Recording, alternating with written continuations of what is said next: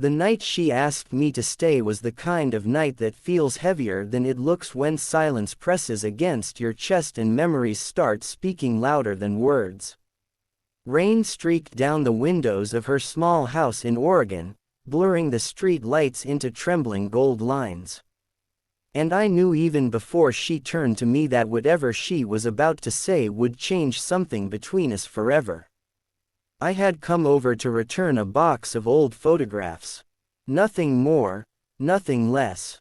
Yet, my heart was already pounding, as if it sensed a moment it wouldn't survive unchanged. If you believe in kindness, second chances, and the quiet power of human connection, take a moment right now to like this video, share it with someone who needs hope, leave a comment, and subscribe to the channel.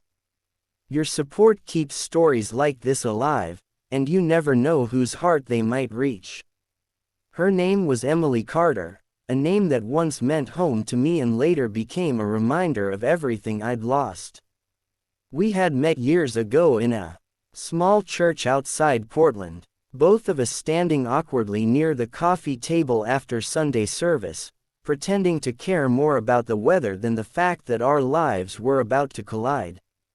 Back then, I was a man convinced I could fix anything with enough effort. And she was a woman who smiled like she believed people were mostly good. We married young, full of faith and certainty. And for a while, that faith felt unbreakable. But life, as it often does, found the cracks we didn't know we had. The real problems didn't come with shouting or betrayal, but with exhaustion and silence. I lost my job during a downsizing that swallowed half my department, and with it went my sense of purpose. Emily took on extra shifts at the hospital where she worked as a nurse, coming home late and drained, while I sat surrounded by rejection emails and unpaid bills. We stopped talking about our fears because it felt easier to pretend they didn't exist. Every night, the space between us grew wider, filled with unspoken disappointment and guilt. When she finally suggested we take time apart, it felt less like a shock and more like an admission of something we'd both known for a long time. The separation lasted 2 years. 2 years of learning how to cook for one, how to sit in an empty apartment without replaying old arguments, how to attend church and avoid the pew where we once sat together. I tried to rebuild my life piece by piece, finding work as a freelance designer, and slowly regaining my confidence. Emily and I spoke, occasionally, usually about practical things, but never about feelings. The photographs she asked me to return that night were from our wedding album, pictures she'd left behind when she moved out. I told myself I was ready to see her, that enough time had passed. But the moment I stepped into her living room, I knew some parts of me had been waiting for this without my permission. Her house smelled like lavender and clean linen, a place that reflected the calm she'd learned to create on her own. We sat at opposite ends of the couch talking about safe topics, the kind people use to avoid the truth. She looked healthier than I remembered, more grounded. Yet, there was a softness in her eyes that hinted at old wounds not entirely healed. As the rain intensified outside, the power flickered, and for a second, the room plunged into darkness. When the lights came back, something in the air had shifted, like the universe nudging us closer to honesty. She mentioned the weather, how the roads would be slick, how it might not be safe for me to drive back so late. I knew what she was offering before she fully expressed it, and my immediate reaction was fear. Staying meant facing everything we'd buried, risking rejection, all over again, or worse, false hope. I told myself I would leave, that it was the sensible thing to do. But another part of me, the part that still prayed for redemption, stayed rooted to the floor. The condition I set, half joking and half defensive, revealed more than I intended. I wasn't willing to sleep on the sofa, to be treated like a guest in a place that once felt like mine. It wasn't about comfort, it was about dignity, about refusing to pretend we were strangers when our lives were still tangled. She didn't respond right away. She looked at me for a long moment, searching my face as if trying to read the chapters I hadn't shared. Then she nodded, not with certainty, but with courage. That night, sleep didn't come easily. Lying in the guest room, staring at the ceiling, I replayed every mistake I'd made, every moment I'd chosen pride over vulnerability. I wondered if God had brought me there to teach me something about forgiveness, or if I was simply reopening wounds that had barely begun to heal. Emily was awake, too.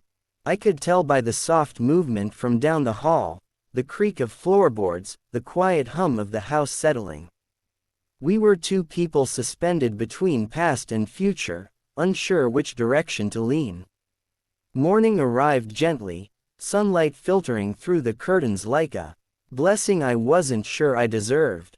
We shared coffee in the kitchen, standing instead of sitting, as if distance might protect us from saying too much.